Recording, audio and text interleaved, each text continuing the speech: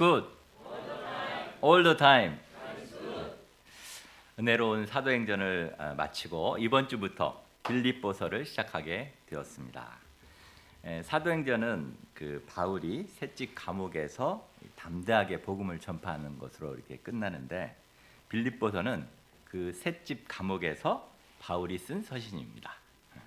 그래서 마치 사도행전의 역사가 그 현장이 우리 눈앞에서 이렇게 생생하게 이렇게 클로즈업 되는 것처럼 보여지는 느낌이 듭니다. 바울은 셋집 감옥에서 빌립보서, 에베소서, 골로새서, 빌레몬서를 썼습니다. 이를 옥중 서신이라고 부르는데, 빌립보서는 바울이 가장 마지막에 쓴 서신으로서 AD 62에서 63년경으로 쓴 것으로 추정하고 있습니다. 바울이 감옥에서 썼기 때문에 그 안에는 슬픔과 비통, 불신과 절망, 불평과 불만이 가득할 것 같습니다. 그런데 놀랍게도 빌립보서에서는 오히려 기쁨과 감사, 희망으로 가득 차 있습니다. 그래서 빌립보서의 별명이 기쁨의 서신입니다. 빌립보서는 총 4장으로 되어 있는 아주 짧은 서신임에도 불구하고 기쁨이라는 말이 무려 18회, 제가 일일이 셌습니다. 18회나 나옵니다. 어떻게 감옥에서도 이렇게 기뻐할 수 있었을까요? 우리는 누구나 이 기쁜 삶을 살고 싶습니다. 그런데 우리 안에 기쁨이 있습니까? 저를 보면 기쁨보다는 불안, 때로는 분노, 불만족이 지배할 때가 더 많은 것 같습니다. 왜 우리는 예전보다 자유롭고 풍족한 삶을 살면서도 기쁨을 잃어버리고 사는 것입니까? 우리가 빌립보서 말씀을 통해서 이 바울의 기쁨에 도전을 받을 수 있기를 기도합니다. 바울 안에 있는 기쁨의 비밀들을 하나하나 배워가면서 우리의 삶도 하늘의 기쁨으로 충만해질 수 있기를 기도합니다. 오늘 말씀의 요절 빌립보서 1장 6절입니다. 함께 읽고 제가 기도하고 시작하겠습니다.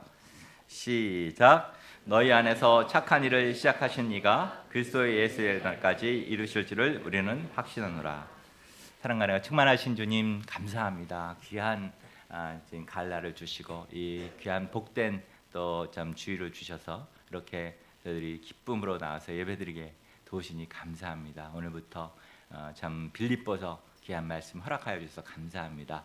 빌립보서를 통해서 저희가 하나님 주시는 말씀을 깊이 마음으로 받고 또 주님이 주시는 기쁨으로 충만한 삶 사는 자들이 되게 도와주십시오. 성령께서 이 시간 이 말씀과 동행하여 주시옵소서. 감사하고 예수님 이름으로 기도합니다. 아멘. 제1장 그리스도의 종으로 살아가는 기쁨, 1절에서 2절입니다. 1절을 보십시오. 1절과 2절은 빌립보 성도들에 대한 인사말입니다. 그런데 여기서 바울은 자신을 그리스도의 종이라고 소개하고 있습니다. 이 소개는 다른 바울의 서신들과 차이가 있습니다. 갈라디아서, 고린도 전후서, 골로새서, 빌레몬서 같은 데서는 그리스도 예수의 사도된 바울 이렇게 자신을 소개하고 있습니다. 또 로마서와 디도서에서는 사도이자 종인 바울 이렇게 소개하고 있습니다. 그런데 오직 빌립보서에서만 그리스도 예수의 종 바울 이렇게 소개하고 있습니다. 이는 빌립보 교인들과 바울이 얼마나 신뢰를 쌓고 있는 관계인가를 보여줍니다. 모두 바울의 전도로 세워진 교회들이었지만 다른 교회들은 바울이 12사도 중에 하나가 아니라는 이유로 바울의 사도권을 인정하려 들지 않았습니다. 바울이 자신의 사도권을 인정받고 싶어 했던 것은 아니었지만 이렇게 될 때 그가 전한 복음의 권위가 손상되는 현상이 나타났습니다. 그래서 바울은 때마다 그리스도 예수의 사도된 바울 이렇게 썼습니다. 고린도 후서에서는 몇 장에 걸쳐 자신의 사도권을 강변하고 있습니다. 얼마나 그렇게 말했는지 좀 세뇌를 당할 지경이었습니다. 그래서 지금 우리도 바울을 부를 때 그냥 바울 이렇게 부르지 않습니다. 뭐라고 부르죠? 사도 바울 이렇게 부릅니다. 우리도 세뇌된 거죠. 다른 제자 이름을 부를 때는 다 이름만 부른데 바울은 사도 바울이라고 하지 않으면 왠지 뭔가 좀 이상하게 느껴집니다. 그런데 왜 빌립보서에서는 그는 사도를 빼고 종이라고 했을까요? 사실 이것은 바울이 원래 진짜 자신을 소개하고 싶었던 단어입니다. 아버지가 집에 와서는 회장님이나 경찰서장이라며 자기 직책을 드러내지 않고 단지 아빠가 됩니다. 저도 학교에서 말 안 듣는 아이들이 있으면 난 선생님이고 넌 학생이야. 선생님 말 들어. 라고 말합니다만 집에 와서는 아이들에게 잘못하면 홍군형이 나고 뺀지를 먹는 아빠가 됩니다. 빌립보 교인들은 바울을 진심으로 인정하고 받아들일 수 있었기 때문에 그는 굳이 사도라 이렇게 하지 않았고 아주 편한 마음으로 자연인으로서 그가 그리스도 예수의 종일 뿐임을 소개할 수 있었던 것입니다. 바울에게는 항상 두 가지 정체성이 있었습니다. 사도로 보냄을 받았다는 정체성과 종이라는 정체성이었습니다. 그런데 사도라는 정체성보다 바울에게 더 본질적이고 더 뿌리에 닿아 있는 정체성은 바로 종이라는 정체성이었습니다. 종은 어떤 존재입니까? 종은 자기가 없습니다. 주인의 명령에 따라 살고 죽는 사람입니다. 하라고 하면 하고 멈추라고 하면 멈춥니다. 가라고 하면 가고 오라고 하면 옵니다. 종은 기본적으로 자기 의지라는 것이 없거나 자기 의지를 주인에게 반납하였습니다. 그게 종입니다. 사람들은 그렇기 때문에 아주 종을 혐오하고 종이 되는 것을 극도로 미워합니다.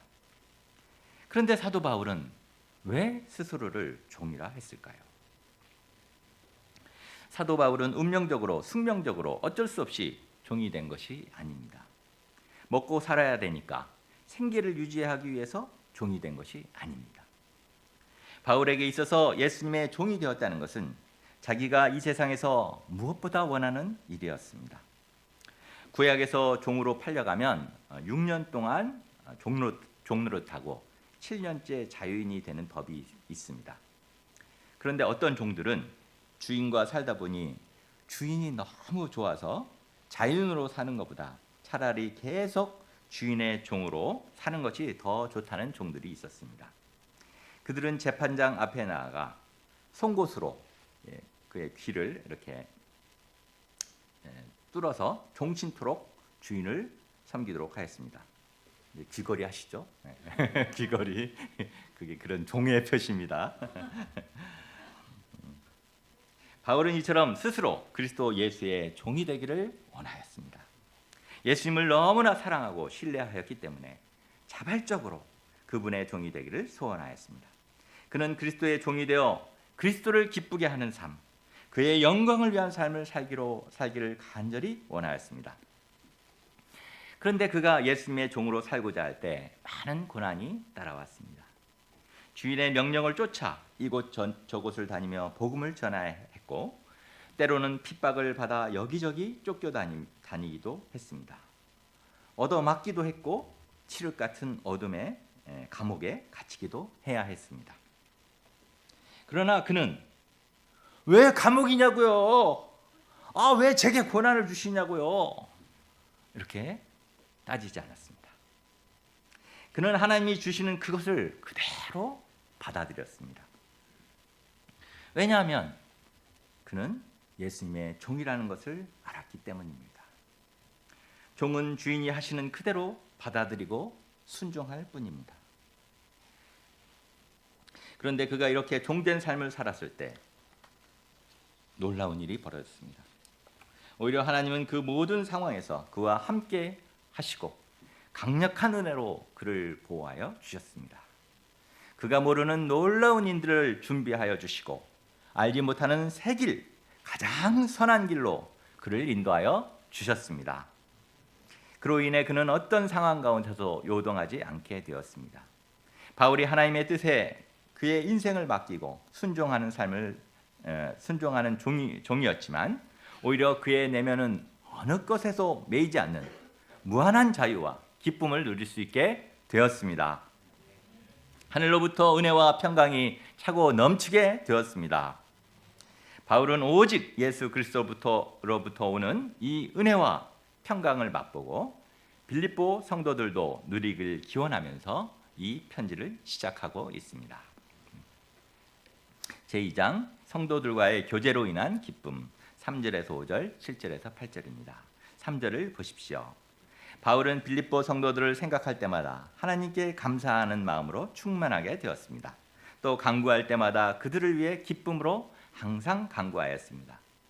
바울이 왜 이렇게 빌립보 성도들을 기뻐하고 감사하는 것일까요? 빌립보서를 읽다 보면 곳곳에 아주 사랑이 뚝뚝 떨어져 흐르는 것 같은 글귀들이 많습니다. 오늘 본문을 봐도 얼마나 사랑을 드러내는 말이 많습니까? 3절, 너희를 생각할 때마다 나의 하나님께 감사한다. 4절, 간구할 때마다 기쁨으로 항상 간구한다. 8절, 내가 예수 그리스도의 심장으로 너희 무리를 얼마나 사모하는지 하나님이 내 증인이시다. 급기야 4장 1절에서는 나의 기쁨이요 멸류가 아닌 사랑하는 자들을, 이렇게까지 말합니다. 무슨 연인급 편지글 같습니다. 그런데 다른 서신서에도 그럴까요? 갈라디아서를 펼쳐보겠습니다. 갈라디아서 3장 1절, 어리석도다 갈라디아 사람들아, 예수 그리스도께서 십자가에 못 박힌 것이 너희 눈앞에 밝히 보이거늘 누가 너희를 꾀더냐. 아주 그냥 대놓고 말하죠. 어리석도다. 또 4장 16절, 그런즉 내가 너희에게 참된 말을 함으로 원수가 되었느냐.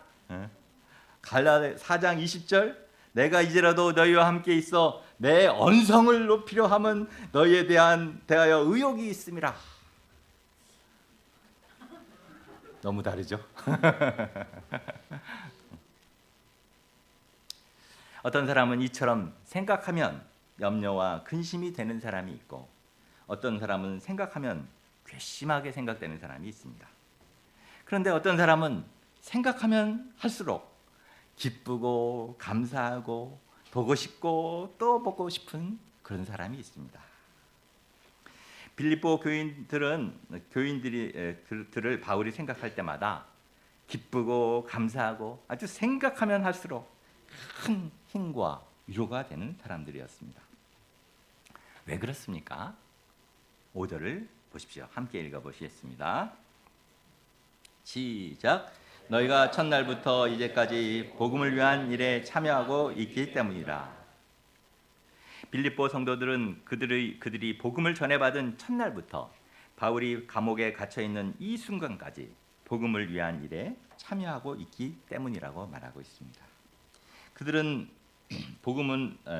어떻게 복음을 위한 일에 참여하고 있습니까? 참여라는 말은 영어로는 파트너십, 또 펠로우십 이렇게 번역되어 나옵니다. 또 개역 개정 예판에는 교제라는 말로 나오고, 헬라어로는 코이노니아, 많이 들어보셨죠? 코이노니아로 나옵니다. 코이노니아는 구원받은 성도들이 하나님과 바른 관계를 맺고 하나님과 교제하며 또 하나님과 바른 관계를 맺은 성도들이 주 안에서 서로 교제하는 것을 의미합니다. 우리는 흔히 교제한다고 하면 아주 맛있는 음식을 이렇게 먹으면서 이렇게 아주 분위기 좋은 카페에 가서 이렇게 커피를 마시면서 담소를 나누는 것을 서로 생각합니다. 물론 그것도 코이노니아, 교제라고 할 수 있습니다. 그런데 코이노니아는 본질적으로 그리스도에 연루되어서 서로의 운명에 동참하는 것을 뜻합니다. 좋을 때뿐 아니라 힘들고 어려울 때도 내일과 같이 실제적인 어려움을 함께 나누는 것을 말합니다. 그러면 빌립보 교인들은 구체적으로 어떻게 바울과 교제하였습니까? 바울이 빌립보에 처음 도착했을 때 그는 아시아에서 전도하다가 유럽으로 처음 넘어왔습니다. 그런데 막상 와보니 항상 바울이 선교 거점으로 사용하던 회당이 그곳에는 없었습니다. 그야말로 아무런 연고가 없는 선교 불모지였습니다. 바울은 회당을 찾다가 찾지 못하자 강가로 나갔는데 거기에 여인 몇이 있는 것을 보고 복음을 전하게 되었습니다. 그런데 그 여인들 중에 루디아라는 여인이 마음문을 열고 복음을 영접하였습니다. 루디아는 예수님을 영접하고 세례를 받자마자 갈 곳 없는 바울 일행을 강권하여 맞아들이고 자기 집을 하우스 처치로 오픈하여 사용하게 하였습니다. 이후에 바울이 점하는 귀신 들린 여종을 돕다가 광가에 끌려가 죽도록 얻어맞고 깊은 옥에 갇히게 되었습니다. 그러나 하나님이 역사하심으로 간수가 감동을 받아 복음을 영접하고 온 가족과 함께 예수님을 영접하고 세례받게 되었습니다.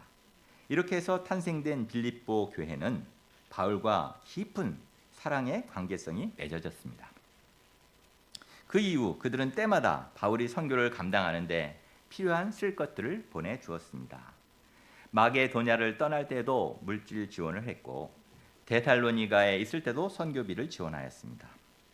저희가 사도행전을 공부해서 알고 있지만 이제 고린도를 개척할 때 그는 물질이 부족해서 텐트 메이커가 돼가지고 그 텐트 메이커로의 삶을 살면서 이렇게 복음을 전하는데 어려움을 겪고 있었습니다. 그때도 그들이 물질을 보내와서 바울은 힘차게 고린도 개척 역사를 섬길 수 있었습니다. 지금은 어떠합니까? 바울이 로마의 옥중에서 많은 고생을 한다는 소식을 듣자 그들은 마치 자기의 부모가 감옥에 갇힌 것처럼 생각하였습니다. 그래서 바울을 위해 특별 헌금을 하고 심지어 에바브로 디도를 보내서 그의 옥바라지를 하게 하였습니다.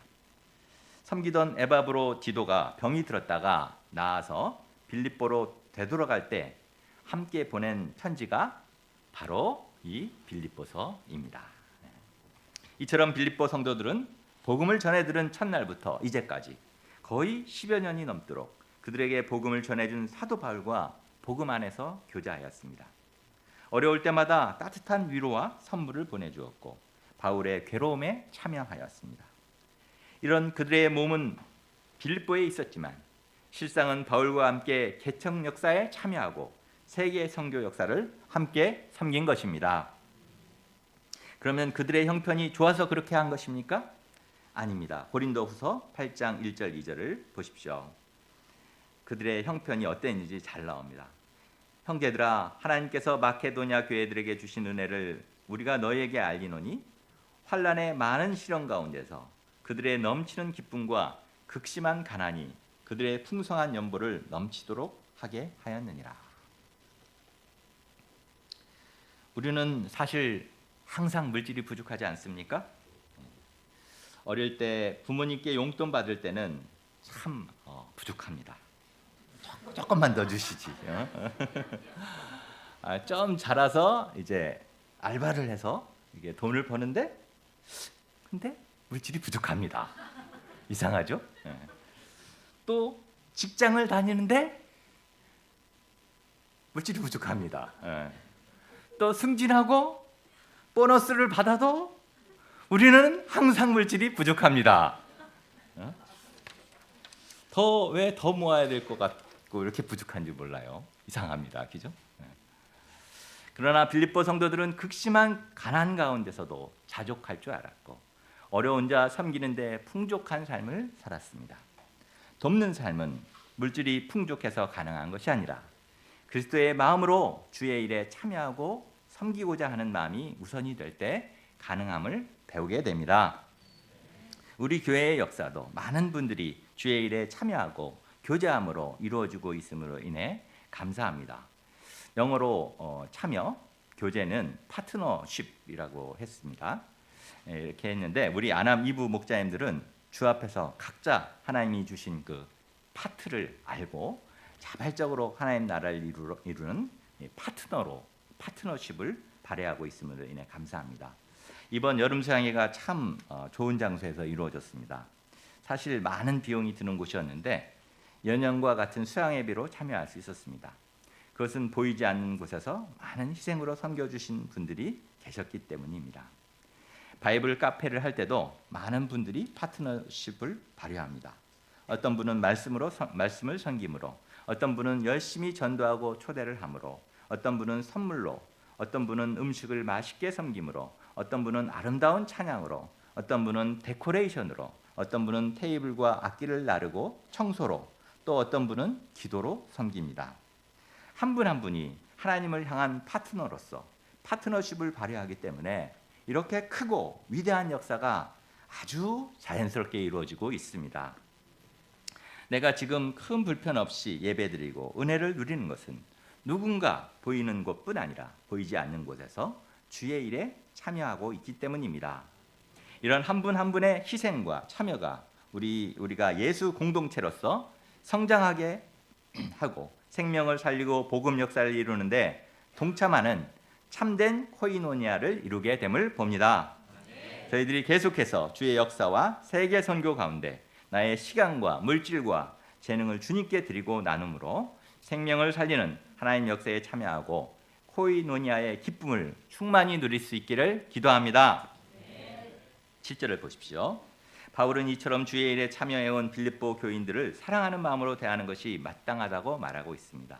더욱더 감사한 것은 그들은 상황이 좋을 때만 섬긴 것이 아니라 바울이 매일 때도 복음을 변명할 때도 복음을 확정시키고 지키고자 싸울 때에도 그와 함께 하였다는 것입니다. 바울이 옥에 갇히게 되었을 때 그들은 이를 수치스럽게 생각한다거나 혹시 로마의 국법을 어긴 것이 아닌가 의심할 수 있었습니다. 또 잡혀있는 그를 돕다가 로마 당국으로부터 그들도 잡혀가 곤욕을 치르지 않을까 이렇게 생각하며 외면할 수 있었습니다.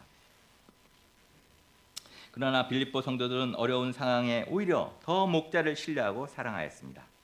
이처럼 좋을 때 함께하는 것도 좋지만 상황이 어렵고 힘들 때 함께하는 사람은 얼마나 큰 위로와 힘이 됩니까? 그는 이런 빌립보 교인들을 어떻게 생각하였습니까? 7절에 보면 너희가 내 마음에 있음이며 라는 표현이 나옵니다. 영어로 제가 이렇게 봤더니 I have you in my heart 입니다. 즉 우리말로 하자면 내 안에 너 있다. 달달하죠?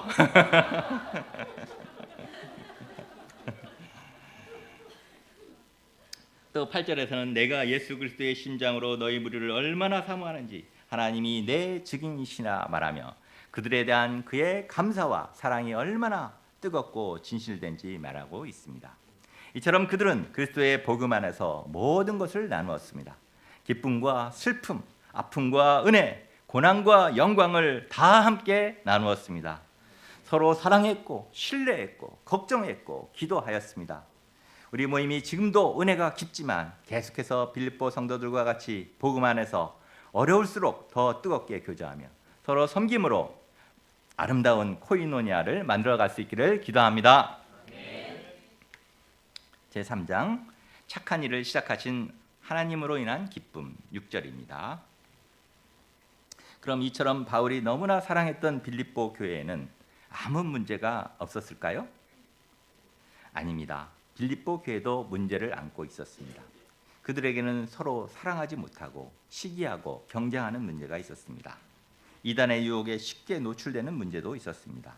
무엇보다도 바울을 시기하고 바울의 영향력을 제거하려는 반바울파 세력도 있었습니다. 이렇게 아직도 부족하고 연약하며 많은 문제 속에 있는 빌립보 성도들을 생각할 때 바울은 불안하고 걱정스러웠을 것입니다. 특히 자신이 옥에 갇혀 있기 때문에 아직은 그들을 더 돌보고 섬겨주어야 하는데 가까이에서 돕지 못하니 넘어질까 안타깝고 걱정할 수 있었습니다. 하지만 바울은 걱정보다는 그들의 구원에 대해 확신합니다. 어떻게 확신할 수 있습니까? 6절 다 같이 한번 함께 읽어보시겠습니다. 시작. 너희 안에서 착한 일을 시작하신 이가 그리스도 예수의 날까지 이루실 줄을 우리는 확신하노라. 바울은 하나님께서 그들 안에 착한 일을 시작하셨기에 예수님이 오실 마지막 날까지 그 착한 일을 이루어 나가실 것을 확신하고 있습니다. 착한 일이 무엇입니까? 이는 구제사업과 같은 선행을 말하지 않습니다. 하나님이 하시는 착한 일은 죄로 죽었던 영혼이 거듭나 영생을 얻게 되는 것, 죄와 사망으로부터 구원받게 되는 것을 의미합니다. 세상에 영혼 구원보다 더 착한 일은 없습니다. 그런데 이 착한 일을 시작하신 이가 바로 하나님이십니다. 사도행전 16장에는 바울의 빌립보 개척 과정이 잘 나옵니다. 처음 바울은 유럽 땅을 개척할 생각이 전혀 없었습니다. 그는 오직 소아시아 지역에 복음을 전파하는 데 힘을 다하고자 하였습니다. 그런데 하나님께서 그 길을 막으시고 꿈속에서 마케도냐로 건너와서 우리를 도우라 이 환상을 주셨습니다.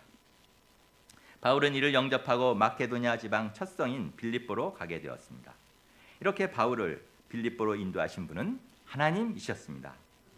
또한 빌립보에 도착해서 처음부터 열정적이고 헌신적인 누디아를 만나게 하신 분도 하나님이셨습니다. 빌립보 감옥에 갇혔을 때 지진이 나게 하시고 옥문을 열어주신 분도 하나님이셨으며 간수들과 그의 가족들을 믿게 하여 바울의 동역자가 되게 하신 분도 하나님이십니다. 이렇게 하나님께서 친히 복음 역사를 시작하셨습니다. 바울은 이렇게 착한 일, 복음 역사를 시작하신 하나님께서 예수님이 오시는 마지막 날까지 이 일을 완성하실 것을 확신하였습니다. 하나님이 시작하셨기 때문에 하나님께서 끝까지 책임지신다는 것입니다.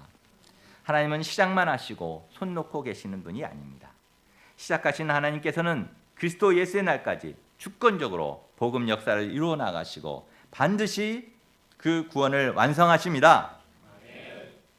우리 안에 착한 일을 시작하신 분도 하나님이십니다. 내가 잘나거나 능력이 있어서 나의 힘으로 구원받은 것 아닙니다. 하나님께서 우리 안에 복음을 심으셨습니다. 복음을 영접하게 하셨고 예수 그리스도를 믿음으로 구원에 이르도록 인도하셨습니다. 캠퍼스 목자가 되게 하셨고 복음 역사에 동참하게 하셨습니다. 하나님께서 우리 안에 시작하신 착한 일을 하나님께서는 반드시 이루시고 완성하십니다. 데살로니가전서 5장 24절은 말합니다. 너희를 부르시는 이는 미쁘시니 그가 또한 이루시리라. 나를 부르신 하나님은 신실하신 하나님이십니다. 신실하신 하나님께서 나와 가정과 내게 맡겨주신 구원의 역사를 친히 완성해 가십니다. 우리가 비록 연약하고 넘어질지라도 친히 손잡고 일어나게 하시며 끝까지 함께 달리게 하십니다. 이 확신이 있을 때 어떤 상황 가운데서도 낙심하지 않습니다. 걱정하고 두려워하지 않습니다. 신실하고 전능하신 하나님을 바라보며 확신 가운데 기뻐할 수 있습니다. 철로 역정에 보면 해석자가 크리스찬의 손을 잡고 한 방에 들어갑니다. 그 방의 한쪽 벽면에 있는 난로에는 불이 활활 타오르고 있었습니다. 그런데 한 사람이 그 불을 끄기 위해서 계속 이렇게 물을 부었습니다. 그런데 이상하게 불은 꺼지지 않고 점점 더 뜨겁게 타올랐습니다. 크리스찬이 이상하게 생각하자 해석자가 그를 데리고 벽난로 뒤로 갑니다. 그곳에서 어떤 일이 벌어지고 있었습니까?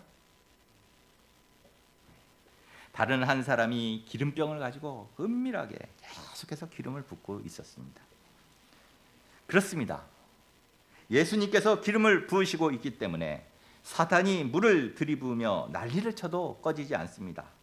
꺼질 것 같은데 날이 갈수록 조금씩 더 거세게 타오릅니다. 우리 안에 착한 일을 시작하시고 우리의 형편에 상관없이 은혜의 불길에 계속해서 기름을 부으시며 그리스도의 예수의 날까지 구원을 이루어 나가시는 신실하신 우리 주님을 찬양합니다. 제4장 성령의 열매를 맺게 될 기쁨 9절에서 11절까지입니다. 바울은 이제 그리스도의 심장으로 사랑하는 이 빌립보 성도들을 향한 축복 기도를 합니다. 가장 사랑하는 자들이기 때문에 그는 가장 귀한 것을 주시도록 기도했을 것입니다. 무엇을 위해서 기도했을까요? 9절 10절 함께 읽어보시겠습니다. 시작. 내가 기도하노라 너희 사랑을 지식과 모든 총명으로 점점 더 풍성하게 하사 너희로 지극히 선한 것을 분별하며 또 진실하여 허물이 없이 그리스도의 날까지 이르고. 그는 그들의 어려운 처지를 생각해서 그들의 살림살이가 좀 나아지도록 기도했을 것 같습니다. 그러나 그는 그들의 사랑을 위해 기도하였습니다. 첫째, 그들의 사랑이 지식으로 더욱 풍성해지도록 기도했습니다. 사랑하면 우리는 마음과 감정으로 하는 것으로 생각합니다. 지식이라는 말은 왠지 사랑과는 좀 어울리지 않는 많을 것 같습니다. 그런데 참된 사랑에는 지식이 있어야 합니다. 식물을 사랑한다고 해보십시오. 그냥 감정으로만 사랑하면 됩니까? 너무 사랑하니까 물도 막 실컷 주고, 막 이제 영양 퇴비도 막 실컷 때려 붓고, 햇빛도 하루 종일 세게 하고, 그러면 잘 자랄까요? 그렇게 하면 식물은 곧 죽게 될 것입니다. 제가 많이 죽였습니다. 식물을 사랑한다면 반드시 물을 어느 시간, 어느 간격으로 어느 정도 주고, 또 온도는 어느 정도에 맞추고, 이런 지식이 필요합니다. 사랑도 마찬가지입니다. 사랑에 지식이 더해져야 참된 사랑을 할 수 있습니다. 여기서의 지식은 헬라어 에피그노스로서 하나님을 아는 영적인 지식을 말합니다. 우리가 이런 영적 지식이 없이 맹목적인 사랑, 인간적인 사랑만 하게 된다면 사람을 병들이고 망하게 할 수 있습니다. 하나님의 사랑은 죄를 미워하고 죄인을 사랑하는 거룩한 사랑이요, 훈련을 통해서 쓰실 만한 사람으로 키워가는 영적인 사랑입니다. 바울은 이들의 사랑에 이런 영적 지식을 더하여 갈수록 더욱 풍성하게 해주시도록 기도하였습니다. 둘째, 영적 분별력을 주시도록 기도하였습니다. 9절에 보면 모든 총명이라는 말은 영어로 보면 depth of insight로서 옳고 그름을 분별할 수 있는 그 통찰력의 깊이를 더하게 해달라는 것입니다. 이런 통찰력이 있을 때 우리는 지극히 선한 것을 분별하여 허물 없이 그리스도의 날까지 이룰 수 있습니다. 지극히 선한 것이라는 것은 what is best로서 최고의 것, 가장 중요한 것을 말합니다. 우리의 삶에서 가장 중요한 것은 무엇입니까? 우리는 때로 지극히 중요한 것은 잊어버리고 2차, 3차로 덜 중요한 일에 노력과 시간을 투자하고 신경을 쓰는 경우가 많습니다. 이렇게 될 때 우리는 귀중한 시간을 허비하고 결국에는 후회하는 삶을 살게 됩니다. 우리 삶에서 가장 중요한 것은 예수 그리스도를 알고 배워 나가는 것입니다. 사도 바울은 그리스도를 아는 지식이 가장 고상함을 잘 알았기 때문에 자기에게 유익한 모든 것을 다 배설물로 여기고 그리스도를 배우고자 하는 열망으로 가득하였습니다. 이처럼 그들의 사랑이 그리스도를 아는 지식으로 충만해지고 분별력을 갖게 되면 그들의 인생은 어떻게 됩니까? 11절을 보십시오. 함께 읽겠습니다. 시작. 예수 그리스도로 말미암아 의의 열매가 가득하여 하나님의 영광과 찬송이 되기를 원하노라. 이렇게 될 때 그들은 예수 그리스도에게 오는 생명의 빛을 충만히 받게 되어 의의 열매를 풍성히 맺게 되는 것입니다. 사랑과 희락과 화평과 오래 참음과 자비와 양성과 충성과 온유와 절제와 같은 성령의 열매가 그 속에 가득 맺히게 됩니다. 우리가 이처럼 예수 그리스도로 말미암아 의의 열매를 맺게 될 때 하나님께서 영광을 받으시고 찬송을 받으십니다. 우리 심령 가운데도 기쁨이 충만하게 됩니다. 결론적으로 바울은 감옥 안에서도 그의 어려움에 참여하고 있는 빌립보 성도들로 인해서 기뻐하고 우리 안에 착한 일을 시작하신 하나님으로 인해 기뻐하고 있습니다. 저희가 빌립보서 말씀을 통해서 이처럼 말씀 안에 숨겨진 영적인 기쁨들을 하나하나 알아가며 그리스도 안에서 열매 맺는 기쁨을 충만히 누릴 수 있기를 기도합니다. 제가 기도하고 마치겠습니다. 하나님 감사합니다. 귀한 또 빌립보서 말씀을 저에게 허락하여 주셔서 감사합니다. 너희 안에서 착한 일을 시작하신 우리 하나님, 우리 안에 착한 일을 시작하신 그 하나님께서 그리스도 예수의 날까지 또 이루실 것을 참 저희가 믿습니다. 귀한 이 주 안에 있는 이 확신을 가지고 저희들이 예수님을 참 배워가고 말씀을 배워감으로 하나님 안에 있는 놀라운 기쁨들을 알아갈 수 있도록 도와주십시오. 귀한 말씀 감사하고 예수님 이름으로 기도합니다. 아멘.